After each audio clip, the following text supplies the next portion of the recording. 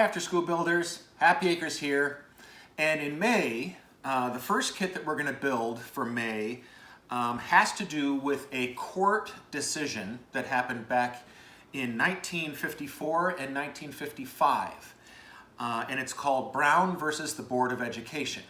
Now, in 1952, long time ago, there was still segregation in public schools, meaning white kids and black kids and brown kids and kids of all colors were separated in the public schools. So there was what was called, they were trying to do equal but separated, which basically meant that all kids in the United States got a public education that was basically level. They were all getting the same kind of education. But there were people who were really concerned because it didn't seem like that it was truly equal because they were segregated. So there was a lot of discussion about whether or not white kids in all white schools were getting a better education than black kids in all black schools. And people really were upset about it. Kind of on both sides, but rightfully so. The people who didn't want segregation anymore, they wanted it to be equal for everyone.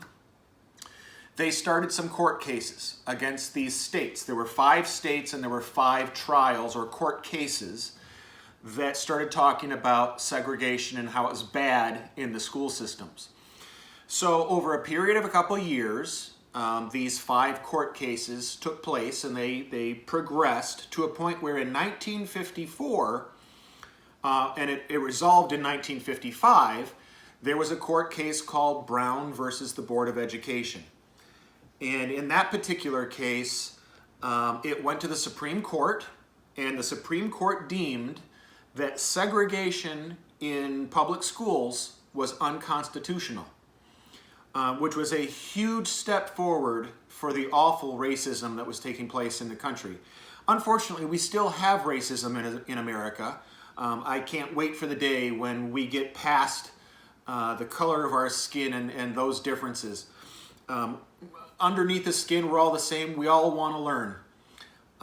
But for racial segregation in America, it basically, in the public schools, came to an end in 1955. So when that decision was made in the month of May, and I saw the anniversary of that court decision on the calendar, I thought, wow, here's a perfect opportunity to build something in Lego format that can showcase what that was all about. So I decided to build some desk chairs for school kids. I mean, this should look pretty familiar to you. And instead of just having a regular surface on the desktops, I went ahead and tried to find all of the potential skin-toned tiles that were still available through Lego and to make kind of a collage in a way to say all kids deserve education, regardless of the color of their skins. And when kids get into the classroom, the most important thing is that they learn the right answers, the questions to ask, the answers to give, and to help better themselves and their community. It has nothing to do with the color of your skin. So this kit is fun for me because I was able to turn it into something that really I wanted to showcase that education is for everyone, not just a special privileged few. I also wanted to turn it into something that was usable for you. So I added the back section to each one of these chairs, and basically they're bookends. So here we have the 2 Lego movies. You can use this for books, you can use this for movies, you can set it up on a bookshelf, you can put it on your mantle. And even though the Lego plastic slides a little bit, for the most part, it will do a great job as bookends for your movies or books. So enjoy the kit. It's a pretty simple build with Technique parts, but what it stands for is really strong in my mind about equality and the end of racial discrimination, and hopefully finding a path, continuing to find a path that discrimination racially is unconstitutional, and that we can find a way to make everyone in our country feel appropriate, feel recognized, be heard, and be found to be equal in all of their rights. So enjoy, and we'll talk again soon. As you'll see when you open the box, the majority of this kit is technique parts, whether they're connectors or attachment pieces with the pins and the axles. Only the surface of the desk itself is an actual plate with flat tiles on it. Everything else are technique lift arms and connectors and pins and axles.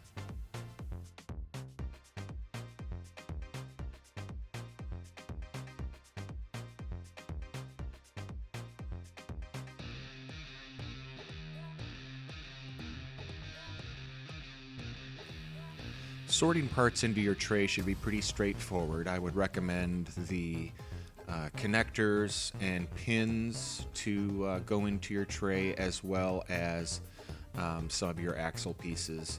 But really the rest of the longer lift arms and angled brackets can stand off to the side or can sit off to the side, and you can just access them when you need them in the instructions.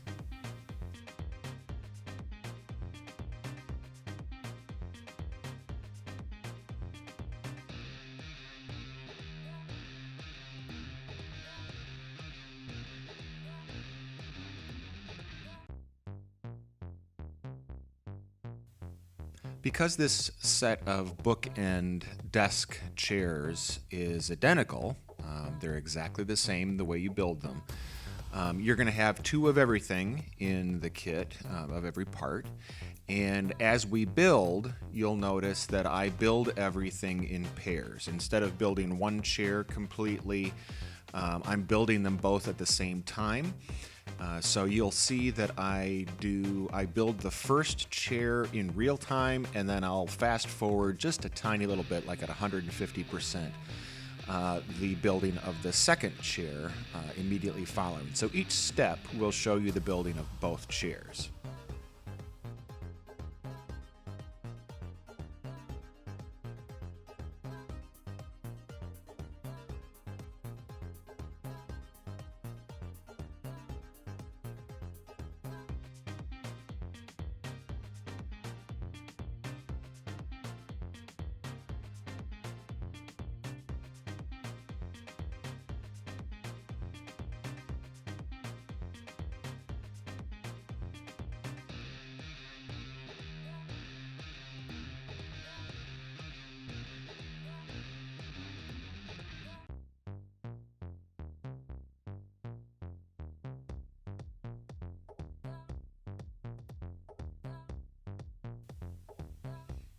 So as you see here in laying out the parts for this first step, on the left-hand side I'm including the parts necessary for the first chair, and on the right-hand side I'm including the exact same parts again for the second chair.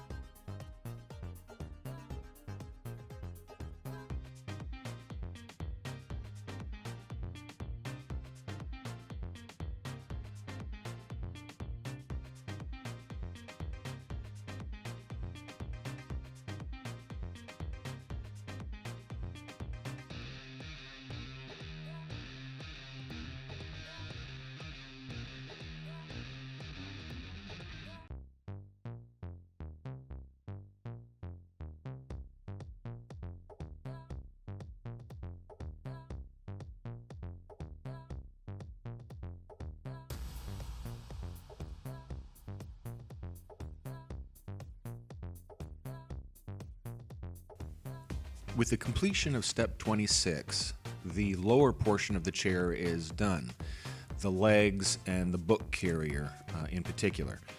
Now we're going to work in step 27 at beginning the seat portion of the desk chair.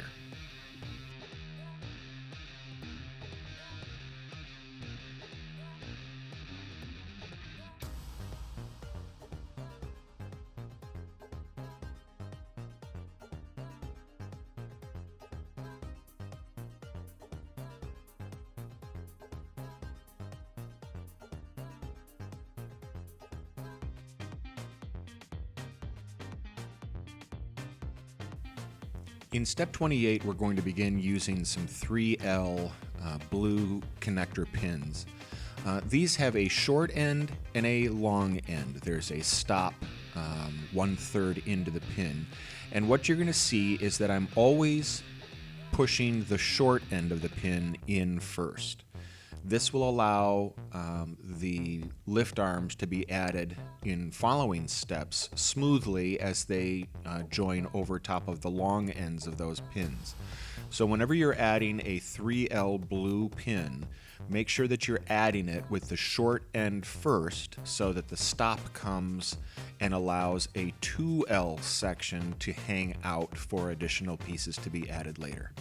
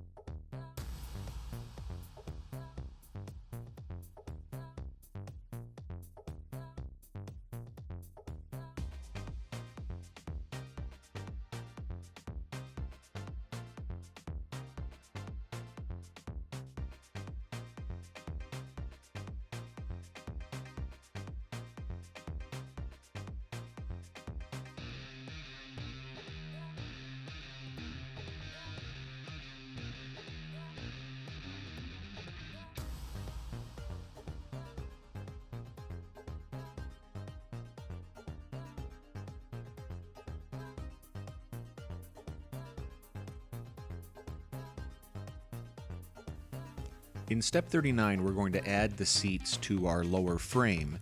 And we're going to do this by adding or using long 12L black axles. Now, as you've probably already noticed in some of the kits we've done this year, the longer the axle, sometimes the harder it is to get it in and get it slid through properly, just because many times with brand new axles, they're a little oversized and they haven't been pressed well to get in through some of those smaller axle holes. So you may need to use a little bit of pressure here, maybe a book or something that you can use in your hand that will help shield your fingertips from the pointiness of those axles. But they should go all the way through and connect on both ends of those connectors, and then your seat will be properly placed and you can move on.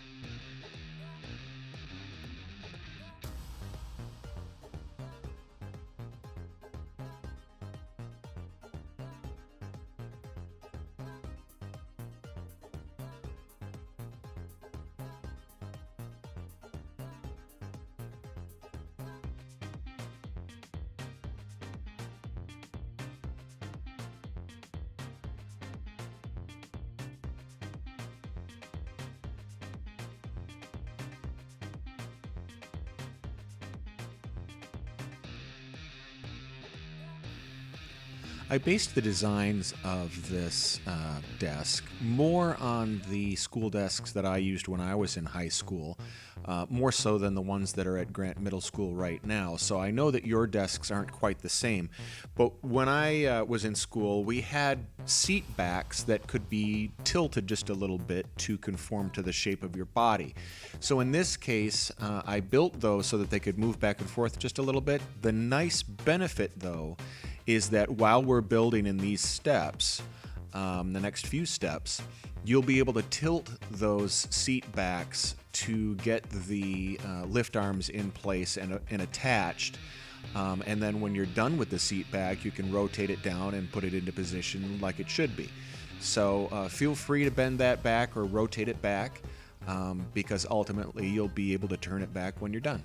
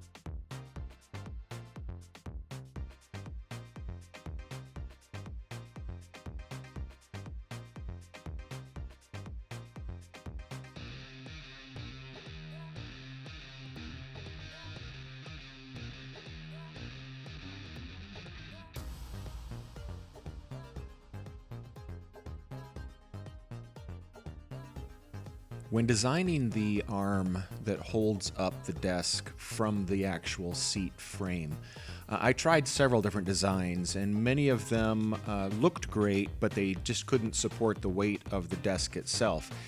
What I landed on was this single lift arm that comes up from an L bracket on the side of the chair, and it does quite a good job of holding the weight of the desk in place. You'll probably find that over time the desk surface will lag a little bit away from that arm, so it'll kind of look crooked. But for the most part, it holds it nice and steady, and it just isn't exactly level, but it's pretty close.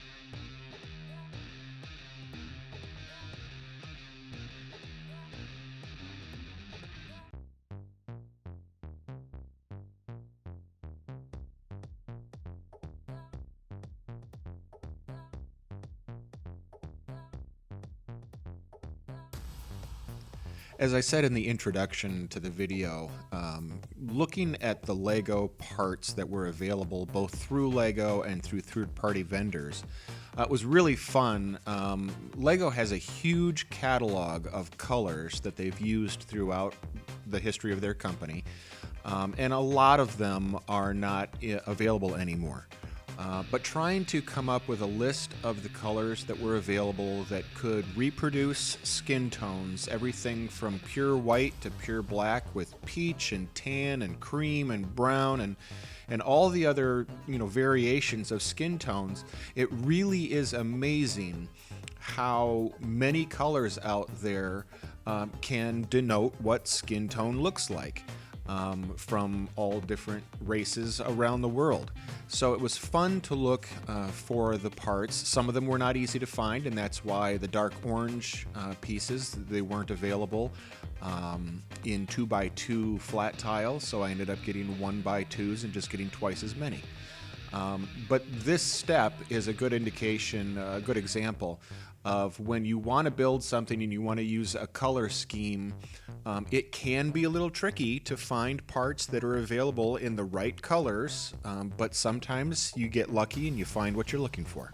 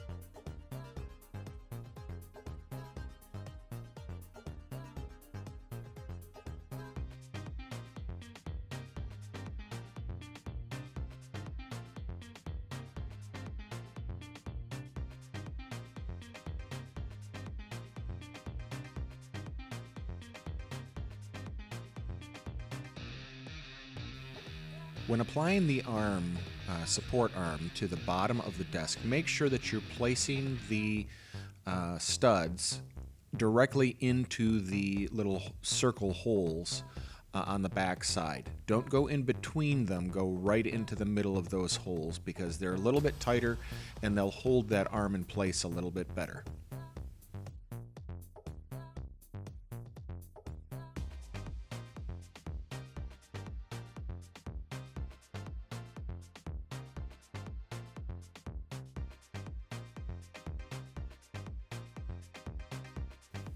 When mounting the desk on the lift arm bracket, you may have to go in and turn those the little blue pin axles, so that they're lined up properly, and then you'll be able to push that in. But because there are two of them, and because they both need to go in at the same time, they will need to be straight up and down, and you might have to adjust them.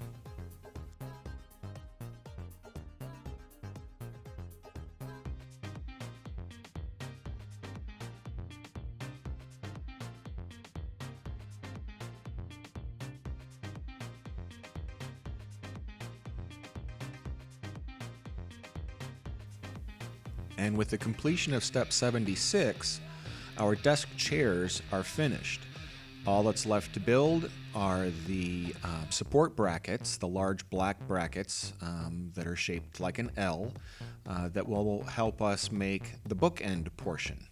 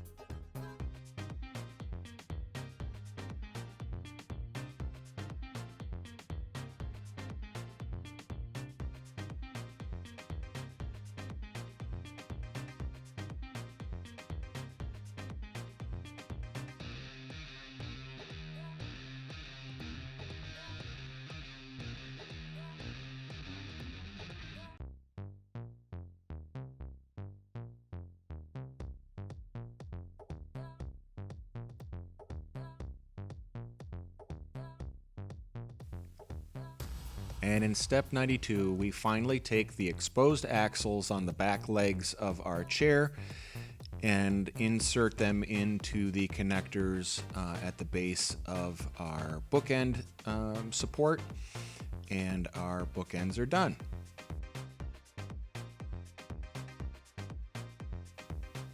And as I mentioned in the introduction, because of the fact that these Lego lift arms are plastic and they're very smooth, they will have a tend to slide and slip a little bit. I have tested them with many of the books in my library, and if you use large, heavy books, they might tend to push and shift the bookends apart a little bit. If you use smaller books, smaller paperback books, they work just fine. And if you're using DVDs, Blu-ray discs, they work great. So I hope you enjoyed the build. I certainly did. I hope you like the concept and can enjoy the diversity that all races bring to our public schools and our communities. Build on.